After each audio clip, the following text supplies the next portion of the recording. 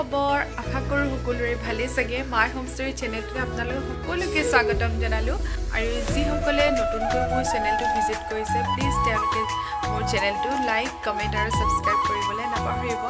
আৰু লগতে ভিডিঅ'বিলাকো চাব বহুত দিন ভিডিঅ' দিব পৰা নাই তাৰ বাবে মনটো বহুত মানে কি ক'ম দুখী আৰু ভিডিঅ' দিব পৰা নাই সময় দিব পৰা নাই আৰু আপোনালোকৰো কমেণ্টবিলাক ভিডিঅ'বিলাক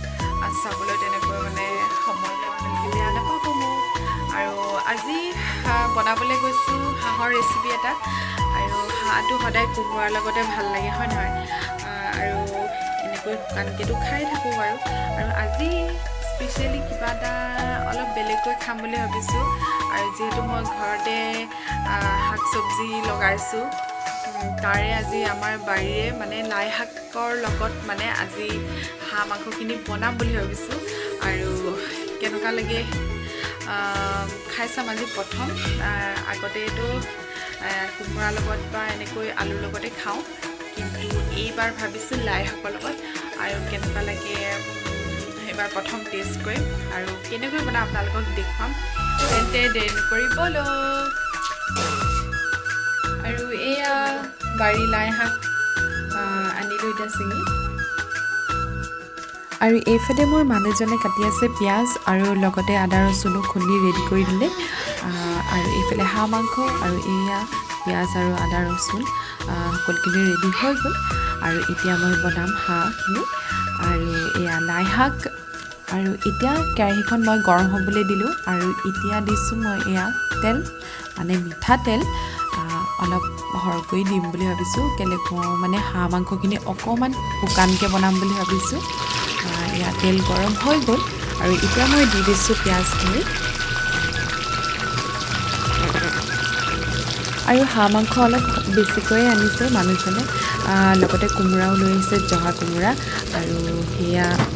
কাইলৈ খাম লাগিলে অলপ কোমোৰাৰ লগত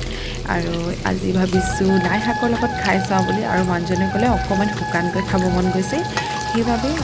আৰু এতিয়া মই দি দিলোঁ আদা ৰচুনখিনি দি দিলোঁ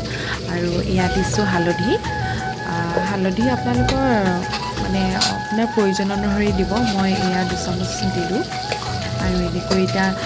হেতাখনেৰে লৰাই আছোঁ আৰু ৰঙচুৱা হোৱাৰ পিছতে আৰু এয়া দি দিলোঁ মই নিমখ 1 চামুচ দিছোঁ আপোনালোকৰ সোৱাদ অনুসৰি আপোনালোকে যিমানটো পৰিমাণে খায় আপোনালোকে দি ল'ব আৰু এতিয়া মই দিছোঁ বিলাহী মই 2টা কাটিলোঁ অলপ টেষ্টফুল হ'বৰ কাৰণে বিলাহী 2টা দি দিলোঁ আৰু এইখিনি অকণমান হেতাখনে লৰাই থাকিব লাগিব অলপ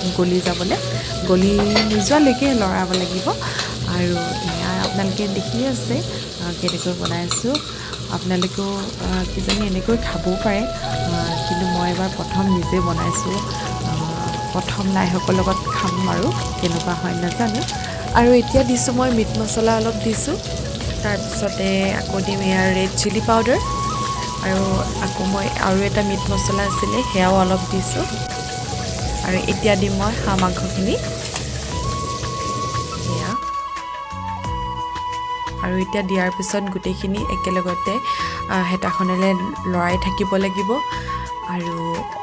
জানেই আৰু হাঁহ মাংস কেতিয়াও জল্দি মানে নবনে অলপ সময় লাগে আৰু লাহে লাহে যিমানে আপুনি কম জুইত বনাই থাকিব সিমানেই ধুনীয়া হয় খাবলৈ টেষ্টফুল হয় আৰু এতিয়া দিলোঁ মই এয়া জিৰা পাউডাৰ আৰু এয়া লাহে লাহে দেখিছে মাংসখিনি সিজিবলৈ আৰম্ভ হৈছে আৰু তেলটো ধুনীয়াকৈ বিৰিঙিছে আৰু বিলাহীখিনিও গলি গ'ল আৰু শেষত দিম মই এয়া লাই পাতখিনি মই ধুনীয়াকৈ ধুই ল'লোঁ আৰু ধুই লোৱাৰ পিছত মই ইয়াতে দি দিম মাংসখিনিত আৰু দেখিছে প্ৰায় শুকান হৈছে হাঁহ মাংসখিনি আৰু এয়া মই হাতেৰে ছিঙি ল'লোঁ আৰু লাই শাক হাতেৰে ছিঙি মানে যিমান খাই ভাল লাগে কটাৰীয়ে কাটিলে কিবা লাই শাক খোৱা যেন নালাগে আমি আগৰ পৰা এনেকৈ হাতেৰে ছিঙিয়ে লাই শাক দিওঁ আৰু তাৰ জুতিটো বহুত মানে বেলেগ হয় আৰু এয়া দি ল'লোঁ লাই শাক আৰু লাই শাকখিনি একেবাৰে শেষত দিবলৈ থ'ব আগত দিলে জানেই আৰু বমি শেষ হৈ যাব আৰু এয়া এতিয়া দি ল'লোঁ লাই শাকখিনি আৰু এতিয়া মই হেতাখনেৰে লাহেকৈ এনেকৈ লৰাই আছোঁ আৰু অলপ মানে গলি নোযোৱালৈকে সিজাই থাকিব লাগিব আৰু বেছি সময় নালাগে বাৰু যিহেতু মাংস সিজিলে আৰু শেষত দিবলৈ আছে মোৰ ধনিয়া তাৰপিছতে জলকীয়া আৰু সেয়া আৰু ৰচুনৰ পাত আছিলে সেয়াই দিম বুলি ভাবিছোঁ আৰু এয়া সিজিলে আৰু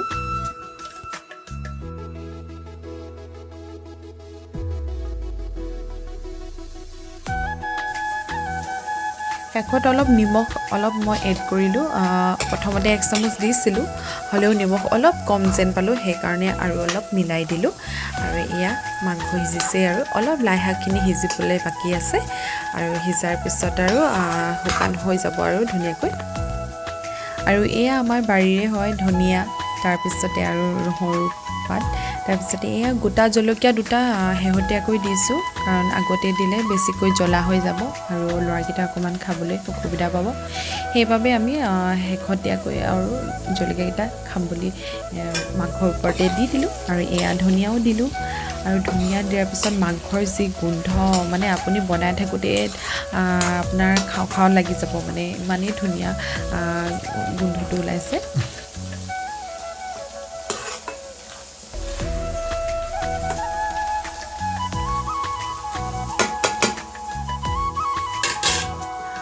আৰু এইফালে এতিয়া নহৰু পাতখিনি মই ছিঙি থৈছিলোঁ আৰু ইয়াতে মই এতিয়া মাংসত দি দিম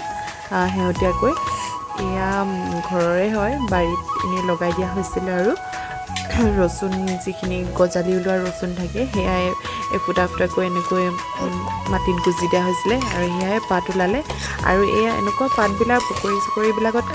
দি খাই চাবলৈ বহুত ভাল লাগে আৰু ইয়াৰ গোন্ধটো ভাল লাগে আৰু এয়া মাংস অলৰেডি হ'লগৈ আৰু ধুনীয়াকৈ সিজিছে লাই পাতখিনিও সিজিছে